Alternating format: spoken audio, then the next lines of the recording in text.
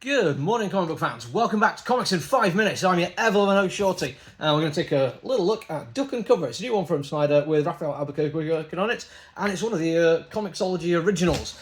And we're going to talk about that first because I think it's well worth pointing out that the Comixology originals are absolutely amazing value for money. And I'm only going to bring this up because on some of my social media things, I've seen people complaining quite a lot recently about Marvel putting out oversized stuff which is absolutely full of just cover galleries and reprinting old comic books that nobody really cares about and charging way more per page than damn near any other company in existence. And I've always gone to the Comixology stuff that Snyder's put out in terms of how much you're paying per page and how way better value it is for what you're getting. For this one, you're paying $4.99 or £4.40 in real money for a 40-odd page comic book, 41, 42 pages. But you also have a whole bunch of other stuff on there which do feel like extra. Paying $4.99 for 40 pages of comic book is a good deal. The other stuff doesn't feel like you're really paying for that. You're just getting that as a little thank you, and it involves the original idea for it, including some of the original characters, some fantastic alternate covers and early design stuff, and some really nice layout ideas. Basically, what bonus features should be, not paying for a comic book I don't care about. Generally, like, if nothing else, if you're just simply basing your comic book purchases on, am I going to get something good value for money? Really can't go wrong with this kind of thing. But more than that, it's also a really good comic book. I don't really need to tell you how good Raphael Albuquerque is. If you've been a fan of Snyder for a long time, they've worked together repeatedly, and they work together on stuff which looks fantastic. And this is no difference.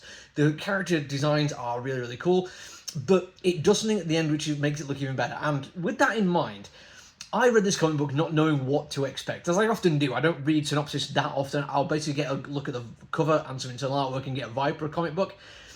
And I am going to talk about the thing that happens at the end to a certain degree. I'm not going to really spoil too much, but just in case you don't want to get it spoiled, if you want to read it completely fresh like I did, then go read your comic book and then come back and watch this, if you still care. So, we'll worry about that in a second. Let's talk about the writing first, in fact. Let's change it up a little bit, because I usually do concentrate on the artist first, but the writing, it does something which I was surprised how much I liked, because I go to Snyder mostly for really cool concept stories. He's fantastic at his plotting, he does really intricate storylines throughout, and he brings characters in really interesting ways, and he plays with the world really effectively, and that's mostly what I get from him. Most of the time, though, I'm a character-first kind of reader. I prefer to have really intricate characters, and then when the story happens to them, it makes it better because the characters are already well established. Not what I go to Snyder for, and it's not a criticism, it's what he does really well.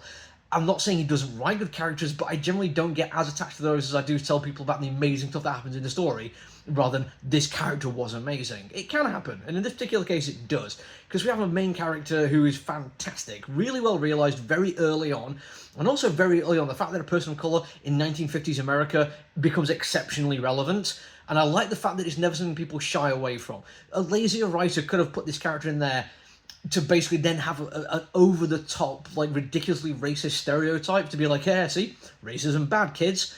But in this, we actually get more of a view that it is institutional issues which cause him problems. It's stuff like schooling and law enforcement, things which affect everyone, but affect people of colour in very different ways. Not just that, but also just societally in general. There isn't just one bad guy who's like, yeah, he's clearly the villain because he doesn't like the person of colour. Just people don't like people of colour in this world, and Japanese people in this world, because it's 1955 America. It was a time when people were racist. Sorry. It's also a time when people were racist. But we do have the really cool story as well, and here we get to the point where it does kind of go, not off the rails, I was about to say, it gets way more than I thought it was going to be. I was expecting a kind of Red Dawn-esque kind of thing, which it does go to a certain degree, but the actual Red Dawn moment is way more than I was ever expecting. There's a really nice kind of play with the idea of the comic being called Duck and Cover and what that means, but then everything that follows on from that is ridiculous and over the top and beautiful and amazing and looks fantastic, and Albuquerque absolutely knocks it out of the park. Not just in terms of the really cool high sci-fi concept artwork he does and the action sequences he does, but there's one thing he does particularly well before that. We have a scene involving multiple groups of people, each group with multiple people with their own individual reasons behind what they're doing in there and their own individual character design in there. And it's all happening in one place, leading towards a melee of some description.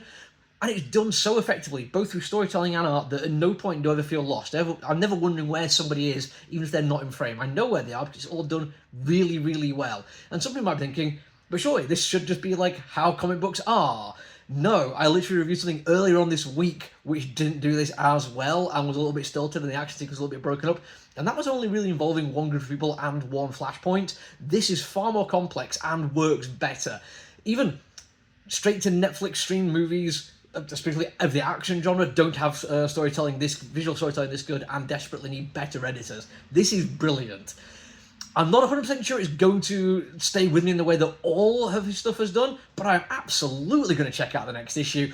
And like some of them, it might not be one I'll pick up every month, but I think I'm almost certainly going to be buying the trade when it finishes. I want to have the chance to basically go back and read this again from the start and see how the foreshadowing plays out through the rest of the comic book. All in all, genuinely great. That's it for me for now, though. I think that might be it for my reviews this week. I'll see if I've got anything else to talk about. If I don't see you anytime soon, though, look after each other, everyone. Stay safe. Bye!